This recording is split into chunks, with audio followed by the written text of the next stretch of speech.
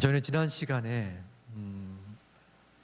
우물가 여인에게 찾아온 예수님의 대면 모습을 살펴보았습니다. 예수님은 여인에게 물을 좀 달라라고 요청하셨어요. 그리고 점점 더 대화를 나누면서 결국에는 예배가 중요하고 또 예배의 자세가 예배 가운데에 필요하다라는 말씀을 전합니다.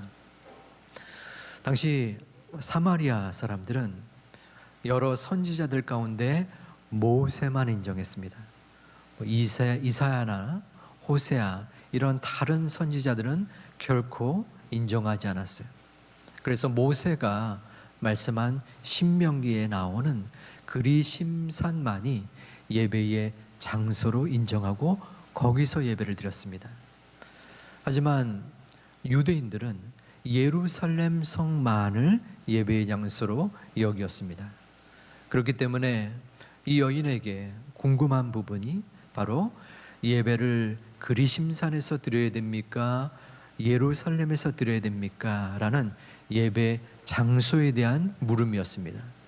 그때 예수님이 말씀하셨어요. 장소는 중요하지 않다. 예배를 드리는 그러한 사람의 자세가 중요하다. 영과 진리로 예배를 드려야 된다. 여기서 영이라는 것은 성령님을 말합니다. 진리라는 것은 하나님의 말씀을 뜻해요. 성령과 하나님의 말씀, 하나님께서 주시는 성령의 은혜와 말씀의 단비를 가지고 예배를 드려야 된다라고 하십니다.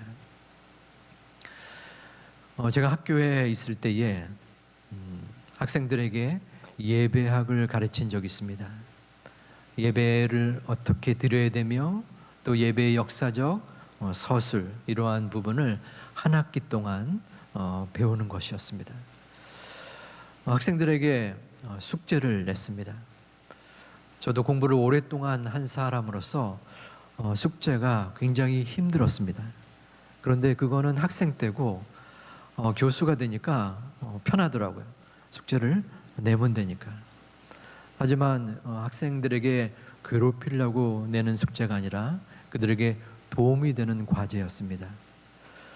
당신의 인생 예배를 기록해 오세요. 내가 지금까지 살면서 영향력이 있었던 예배, 또 기억이 나는 예배가 무엇인지를 써오겠습니다. 그 중에 간략하게 2명의 기록을 한번 나누어 보기를 소망합니다. 한 분의 기록은 고등학교 때에 연합 수련회에 가서 예배를 드리는데 강사 목사님이 소도둑처럼 생겨서 말씀에 전혀 집중을 못했습니다.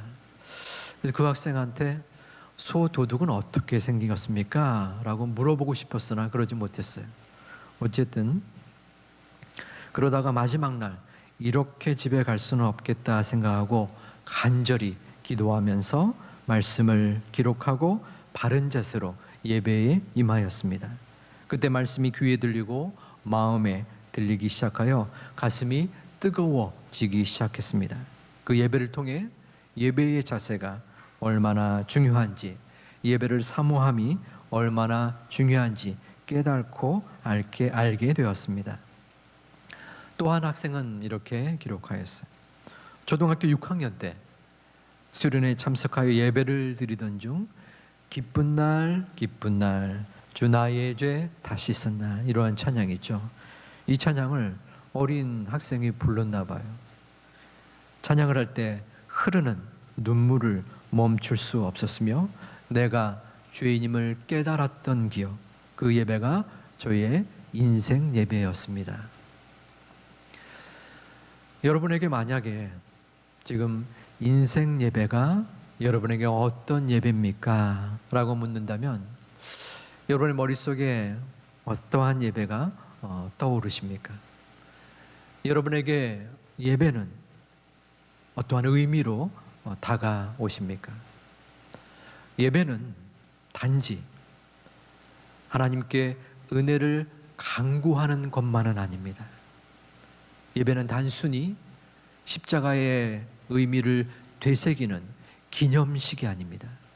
예배는 하나님과의 만남입니다. 예배를 통하여 하나님을 만나고 그 만난 하나님은 우리에게 우리의 마음을 만져주십니다.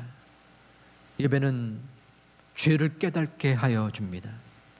예수 그리스도의 그 보혈의 십자가의 그 구원의 큰 감사와 사랑을 느끼게 합니다. 그리고 예배 가운데 성령 하나님이 임재하셔서 우리의 마음을 붙잡아 주시고 말씀 가운데에 하나님의 은혜를 깨닫게 되고 결국에는 이 땅에서 하나님의 은총으로 살 수 있는 힘과 용기를 허락하여 주십니다. 그것이 바로 우리가 하나님 앞에 나와 예배를 드릴 수밖에 없는 은혜의 창구인 것입니다. 하나님의 관심은 예배에도 있지만 그 예배를 드리는 예배자의 진짜 관심이 있습니다. 왜냐하면 영과 진리로 예배를 드리는 자가 예배자이기 때문입니다. 본문 23절을 우리 함께 봉독해 보겠습니다. 하나 아버지께 참되게 예배하는 자들은 영과 진리로 예배할 때가 오나니 곧 이때라. 아버지께서는 자기에게 이렇게 예배하는 자들을 찾으시니라. 아멘. 자, 우리는 아름다운 풍경을 보기를 원하거나 또 맛있는 음식을 먹기 위해서 여러 시간과 또 물질과 정성을 투자합니다. 혹은 내가 원하는 물건을 갖기 위하여 긴 줄을 서는 수고를 마다하지 않습니다. 이러한 개인적인 마음의 충족과 물건을 얻기 위한 열심이 그러할진데 예배에 임하는 우리의 자세는 어떠합니까? 하나님은 지금도 살아계셔서 이 가운데에 영으로 임재하시는 분입니다.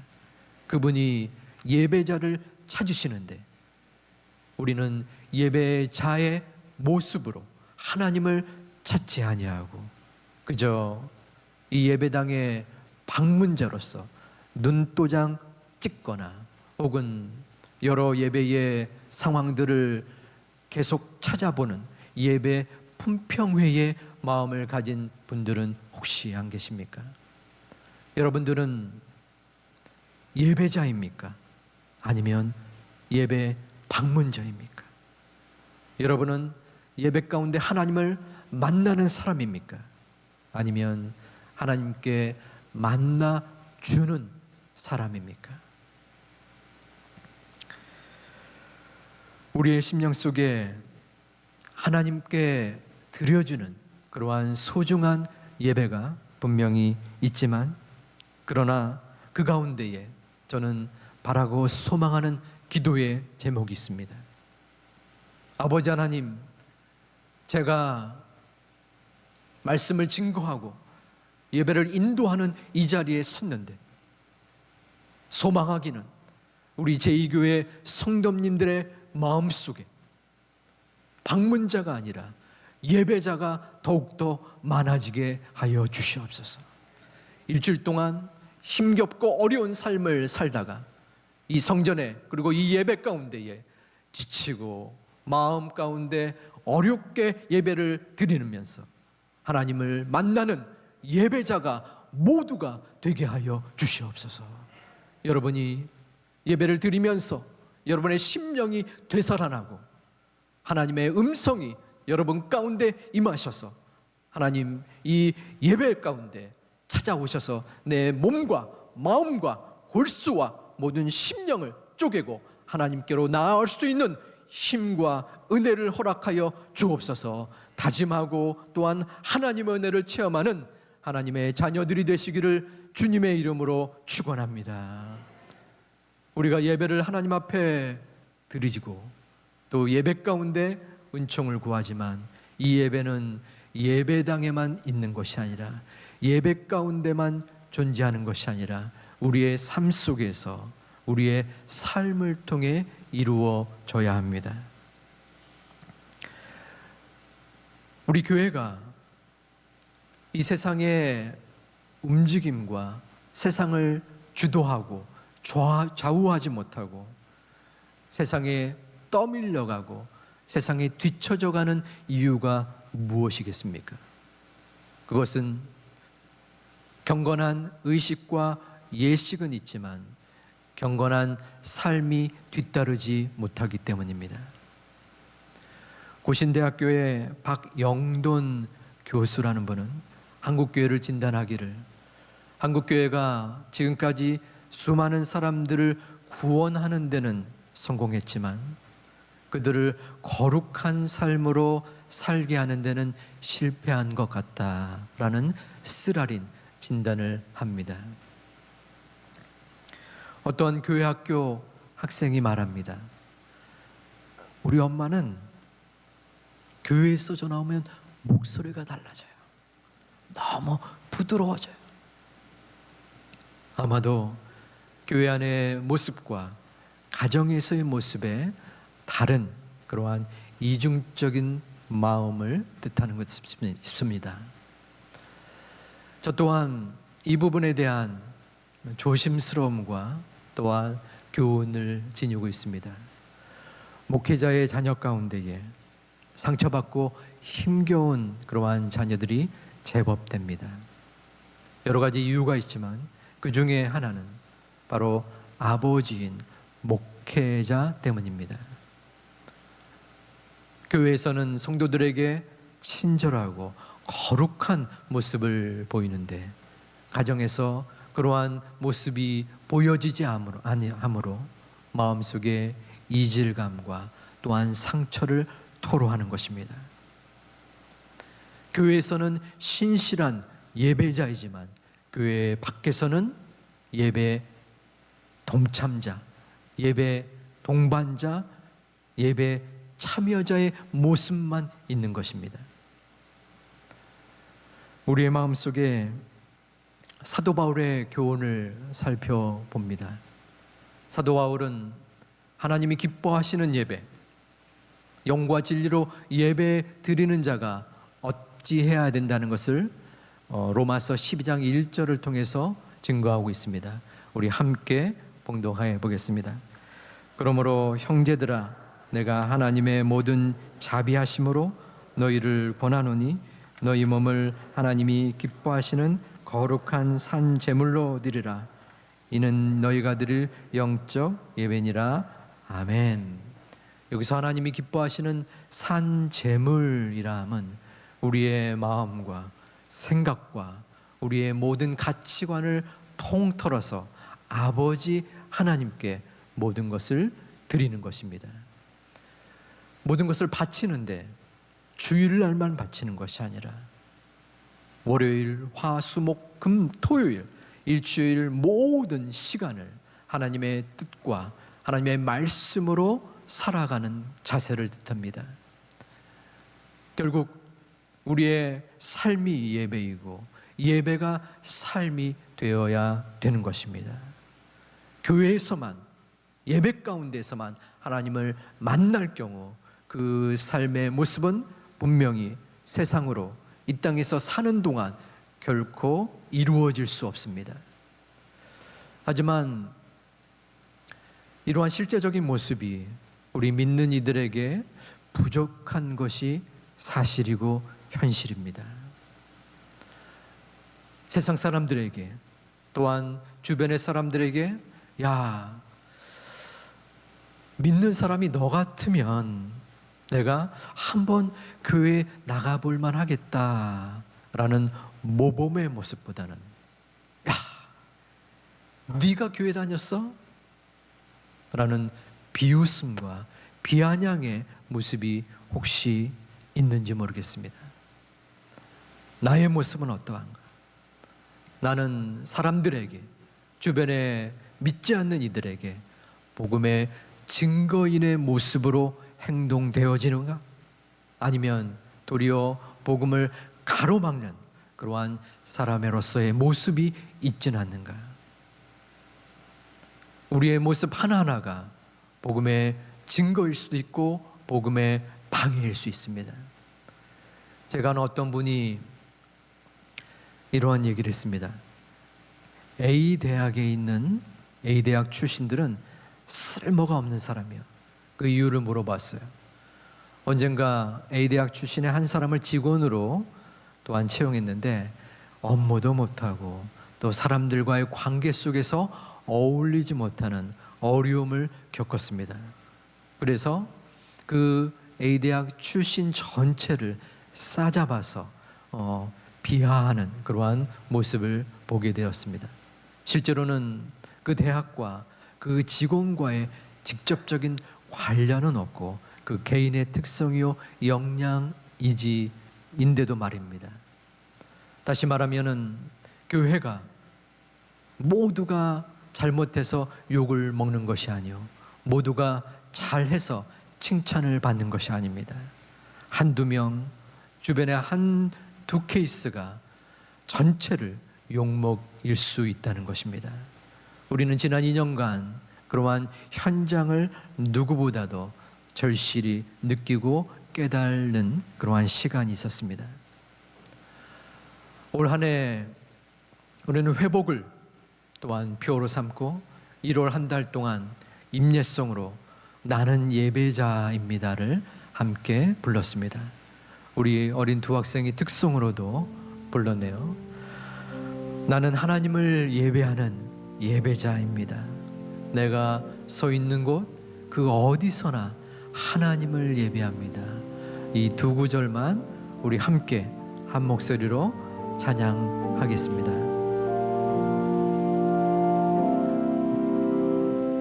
나는 하나님을 예배하는 예배자입니다. 내가 서 있는 곳 어디서나 하나님을 예배합니다. 나는 하나님을 예배하는 나는 하나님을 예배하는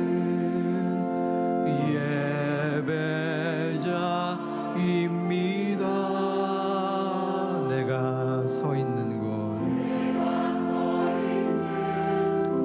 어디서나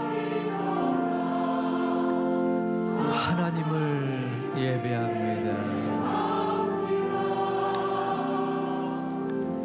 중요한 문구, 내가 어디서나 어디에서나 하나님을 예배합니다. 여러분 지금 어디에 서 있습니까? 다 앉아 계시네요. 저만 서 있습니다. 여러분은 지금 예배의 자리에 서 있습니다. 그리고 이 예배를 드린 후 여러분은 이 세상의 자리로 나아갈 것입니다.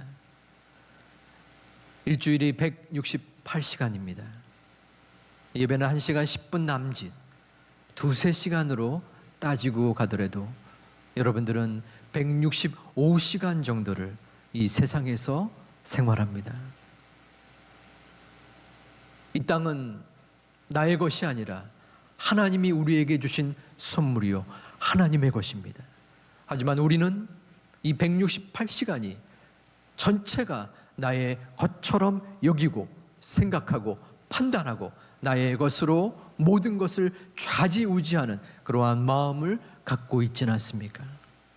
우리가 하나님 앞에 예배한다는 것은 이 한두 시간만 하나님을 만나는 것이 아니라 이곳에서 예배드리는 그 열심과 그 거룩함과 그 정직함을 가지고 이 세상에 나가 하나님을 예배하고 또한 하나님 앞에 서 있는 것처럼 사람들을 대하고 가정에서, 직장에서, 사업장에서 내가 가진 역할들을 감당하는 것이 바로 삶으로서의 예배입니다.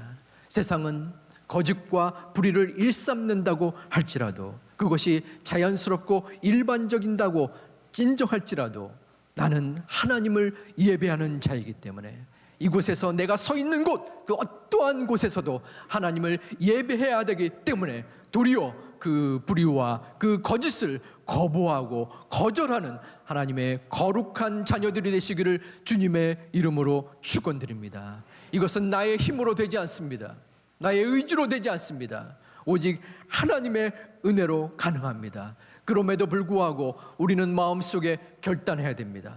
나는 누구인가? 나는 예배 가운데 무엇을 느끼는가? 이 예배 가운데 하나님을 만나는가? 그 만난 하나님을 이 땅에서, 이 생활 속에서 증거하고 고백하고 하나님께 삶으로써 예배를 드리는가? 그 마음을 우리는 인정해 보아야 합니다. 여러분들이 서 있는 그곳에서 예배자로 살아가시기를 다시 한번 주님의 이름으로 축원드립니다. 우리가 예배자로 살아갈 때에 하나님이 분명히 우리의 중심을 붙잡아 주십니다. 우리의 마음을 헤아려 주십니다. 나는 부족하고 연약하지만 예배자로 살아가려는 너의 심령을 내가 귀하게 여기고 기쁘게 받아들인다. 내가 너와 함께 할 것이다. 하나님께 예배하는 그 마음의 심령이 계속 이어지기를 주님은 원하고 있습니다. 말씀을 마치고자 합니다. 어느 편의점 주인이 손님에게 문득 말을 건넵니다. 우리 동네에 저 교회에 목사님이 새로 오셨는데 설교를 참 잘하십니다. 그 손님이 물어봐요. 그 교회 나갔어요? 아니요. 근데 어떻게 그 설교에 대해서 말씀합니까? 지금까지 우리 가게에 그토록 외상값을 갚지 않았던 저 교회 교인이 오늘 외상값을 갚았습니다. 물론 이 얘기가 실제인지 또한 지어서 낸 것인지는 아직 모르겠습니다. 하지만 이 이상적인 대화가 저의 소망이자 간구이자 기도이기도 합니다. 저는 이 책임의 자리에서 예배를 인도하는 사람으로서 올해뿐 아니라 앞으로도 마찬가지겠지만 여러분에게서 소중한 고백과 또한 간증과 또한 대화가 나오기를 소망합니다. 하나님, 제가 예배로 인하여 제 삶이 변화되었습니다. 예배 가운데에 말씀을 들으면서 내 가치관이 바뀌어지고 이 땅에서 어떻게 살아야 되는지를 깨닫고 하나님께로 나아갈 수 있었습니다. 사람들은 나를 비웃고 사람들은 나를 인정하지 않는다 할지라도 저는 예배 속에서 하나님을 의지하고 바라볼 수 있었습니다. 그러한 고백이 내 마음속에 있어짐으로 하나님 앞에 더욱더 나아가는 하나님의 자녀들, 제2 가족들이 되시기를 주님의 이름으로 축원드립니다. 우리의 심령이 하나님께로 향할 때, 우리의 예배가 하나님께로 나아갈 때 분명 하나님은 우리 제2교회를 축복하여 주실 것입니다. 축복은 이 땅에서 잘 먹고 잘 사는 것도 복이지만 오직 하나님 한 분으로 만족합니다. 상황은 더욱더 악화되고 더욱더 의지할 것이 없어 보이는 환경이 나에게 닥쳐올지라도 내가 예배 가운데 하나님을 만났기에 내가 하나님을 의지하고 나아갑니다. 주님, 제가 감사합니다. 제가 찬양합니다. 이러한 고백이 올 한 해 동안 더욱더 회복의 은혜를 간구하고 경험하고 체험함으로 하나님의 소중한 예배의 회복이 있는 제2 가족들, 하나님의 자녀들이 되시기를 주님의 이름으로 축원드립니다.